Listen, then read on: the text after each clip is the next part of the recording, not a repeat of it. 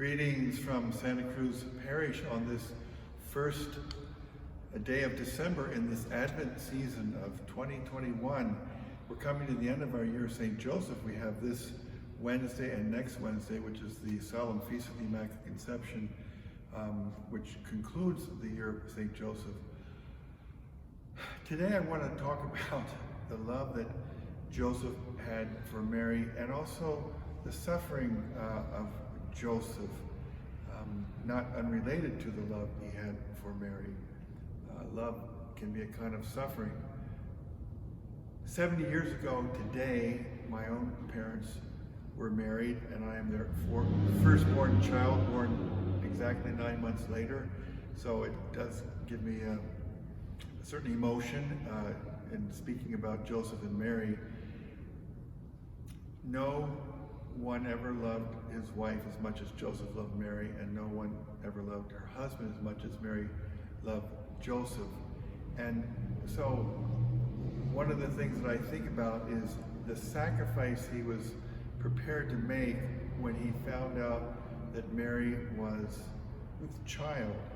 Now, I explained this earlier in the year. I firmly believe, and I'm not alone, there's very reputable and smarter people than me that believe this, that Joseph did know the cause of the pregnancy, and it was precisely for that reason that he was so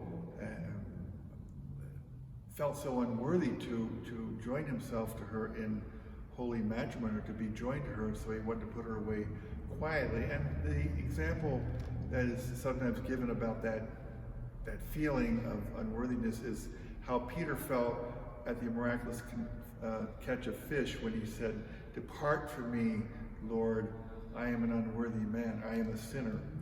So Joseph didn't really want to take Mary into her house, considering this stupendous, incredible intervention of God and the way God had chosen Mary. And yet, he did certainly love her, and it would have been a tremendous sacrifice. It may have been a marriage arranged, and really it was a marriage arranged in heaven, but nonetheless it was a marriage of love, that they truly loved each other. In fact, we can't even comprehend the extent of Joseph's love for Mary. So that would have made this sacrifice truly a sacrifice, surpassing the sacrifice of Abraham, who was asked to sacrifice his son as a test of his faith. You know that story from the Old Testament. So Joseph is, at least in his own mind, he's feeling like this is what he has to do. So that's just one example of the way Joseph suffered. And it's been said that the suffering of St. Joseph was greater than the sufferings of all the martyrs. There was physical suffering too, but we often forget how great interior spiritual suffering can be. And if you've ever had a taste of it from loving someone who you felt that you couldn't be with, or that they were suffering themselves, going through something, and it was causing you a lot of suffering because you love them so much, to see that they were suffering, then you can have an idea of what Joseph must have felt.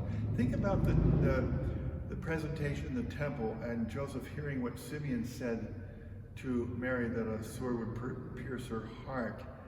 And Joseph must have thought about that all the time. And he shared in everything that happened to Mary, and he would have felt that suffering, and also at the same time he would have wanted to console his wife. And then, of course, being told to take his wife and child and flee to Egypt. Well, we went through all of these when we went through the seventh sorrow, so I'm just asking you to think about it, and think about the suffering as a consequence of the love that he feels for Mary. And it's a very human thing. It's divine. Truly, it's a work of grace, but it's also human. Sometimes we think of these people as so spiritual and holy that somehow they don't have the human emotions that we feel. But you know, that's the whole point of the devotion of the Sacred Heart, to make us understand that Jesus, divine as he is, truly the Son of God, he loves us with a human heart.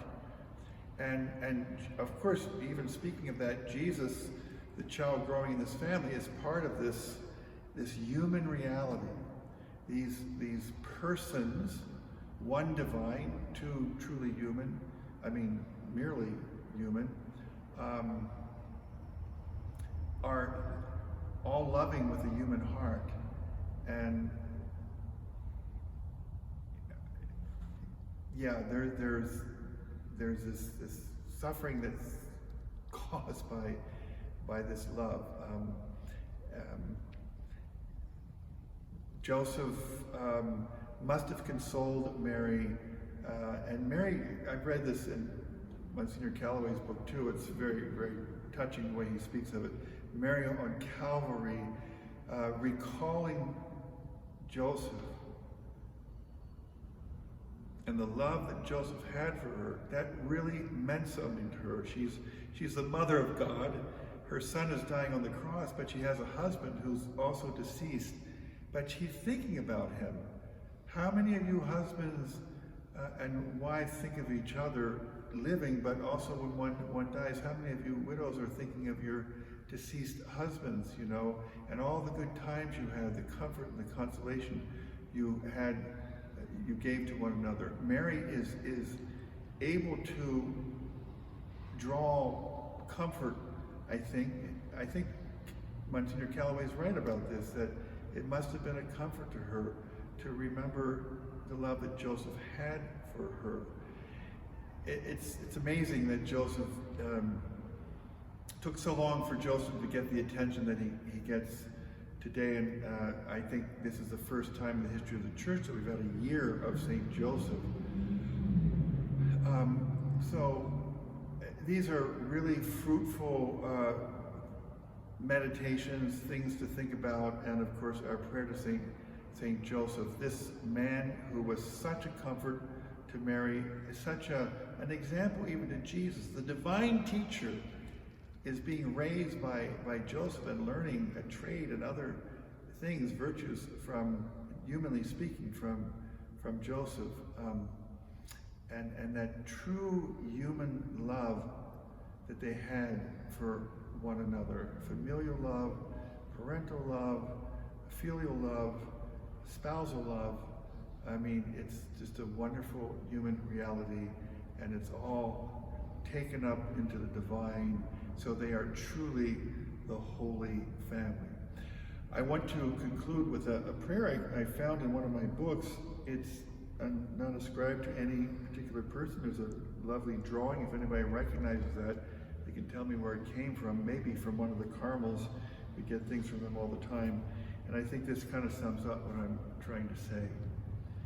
Saint Joseph, chaste husband of Mary and valiant foster father of the Son of God, I come to you filled with admiration and hope when I reflect on how delicately you loved and faithfully served Mary, your immaculate spouse, and how devoutly you cared for the child Jesus, carrying him so securely in your arms and on your shoulders that he had no fear of falling.